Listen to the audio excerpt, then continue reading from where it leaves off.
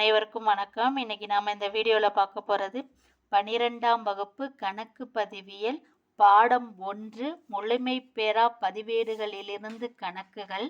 அதில் பயிற்சி கணக்கு 12 தான் இப்போ நம்ம பார்க்க போகிறோம்.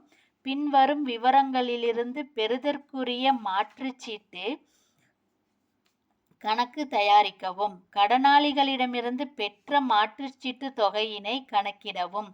விவரம் தொகை.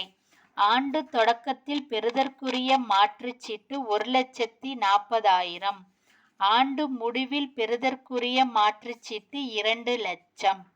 பெறுதற்குரிய மாற்றுச்சீட்டுக்காக ரொக்கம் பெற்றது 3,90,000. பெறுதற்குரிய மாற்றுச்சீட்டு மறுக்கப்பட்டது 30,000. கொடுத்து நம்மளை என்ன கண்டுபிடிக்க சொல்லியிருக்காங்க? பெறுதற்குரிய மாற்றுச்சீட்டு கணக்கு தயாரிக்க சொல்லியிருக்காங்க. இது வரைக்கும் நம்ம என்ன செஞ்சுருக்கோம்? செலுத்துதற்குரிய மாற்றுச்சீட்டு பார்த்தோம். இப்போ பெறுதற்குரிய மாற்றுச்சீட்டு தான் இப்போ நம்ம பார்க்க போகிறோம். கணக்கு எண் 12 பெறுதற்குரிய மாற்றுச்சீட்டு. அதுக்கு முன்னாடி நம்ம பெறுதற்குரிய மாற்றுச்சீட்டு தயாரிக்கிறதுக்கான மாதிரி படிவம் எப்படிங்கிறத பார்த்துக்கலாம்.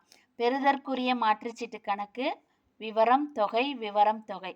இப்போ பற்று சைடு என்ன வரும், வரவு சைடு என்ன வரும், அதுதான் பார்க்குறோம். ஃபஸ்ட்டு இருப்பு கீழே தொடக்க இருப்பு இறுதி இருப்பு. இது தொடக்க இருப்பு பற்று சைடு, இறுதி இருப்பு வரவு சைடு. அடுத்தது ரொக்க வங்கி கணக்கு வரவு சைடு. பெறுதற்குரிய மாற்றுச்சீட்டு தொகை பெறப்பட்டதுக்கு அப்புறம் தான் என்ன செய்கிறோம்? ரொக்கத்தையும் வங்கியையும் வரவு சைடு எழுதுகிறோம். அதே மாதிரி பற்பல கடனாளிகள் கணக்கும் வரவு சைடு.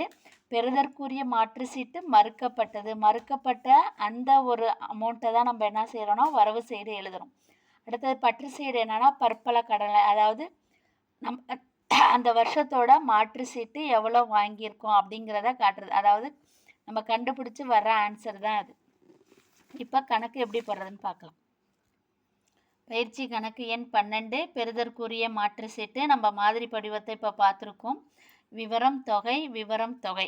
கணக்கில் என்ன கொடுத்துருக்காங்க? நம்ம ஃபஸ்ட்டு எடுத்தோன்னா கணக்கில் என்ன பார்க்கணும்? முதல் இருப்பும் இறுதி இருப்பும் இருக்கா, அதாவது தொடக்க இருப்பும் இறுதி இருப்பும் இருக்கா அப்படிங்கிறத நம்ம பார்க்கணும். பார்த்ததுக்கப்புறம் தொடக்க இருப்பு இருந்துச்சு அப்படின்னா தொடக்க இருப்பை எடுத்து ஃபஸ்ட்டு எடுத்தோன்னே தொடக்க இருப்பு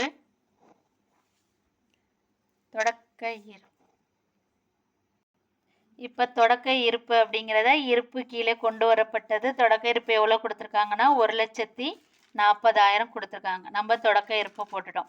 இறுதி இருப்பு அப்போ வரவு சைடு கீழே போடுவோம். அது எப்போ போடணுமோ அந்த கீழே கடைசியாக போட்டுக்கலாம். அதுக்கப்புறம் என்ன கொடுத்துருக்காங்க அப்படின்னா ஆண்டு தொடக்கத்தில் பெறுதற்குரிய மாற்றுச்சீட்டு 1,40,000 போட்டாச்சு. நெக்ஸ்ட் ஆண்டு முடிவில் அது இங்கே இருக்குது, கடைசியாக போடுவோம். அடுத்தது பெறுதற்குரிய மாற்றுச்சீட்டுக்கான ரொக்கம் பெற்றது. அப்போ ரொக்கம் பெற்றது, மாற்றுச்சீட்டுக்கான ரொக்கம் பெற்றது அப்படின்னா வரவு சைடு வரும். அப்போ ரொக்க கணக்கு எவ்வளோ? 3,90,000. அடுத்தது பெறுதற்குரிய மாற்றுச்சீட்டு மறுக்கப்பட்டது. அது மறுக்கப்பட்டதுனாலும் எங்கே வரும்? இங்கே தான் வரும். ரொக்கம் பெற்றது இங்கே, மறுக்கப்பட்டது இங்கே கடனாளிகள் கணக்கில் 30,000. அப்போ இறுதி இருப்பை நம்ம 2,00,000 இங்கே போட்டுருவோம். போட்டதுக்கப்புறம் கூட்டணும் அப்படின்னா 6,20,000.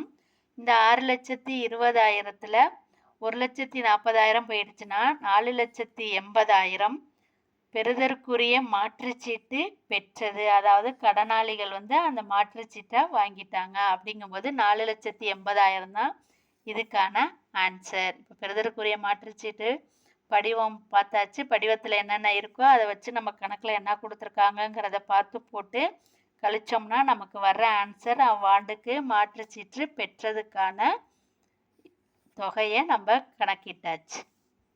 நன்றி, வணக்கம்.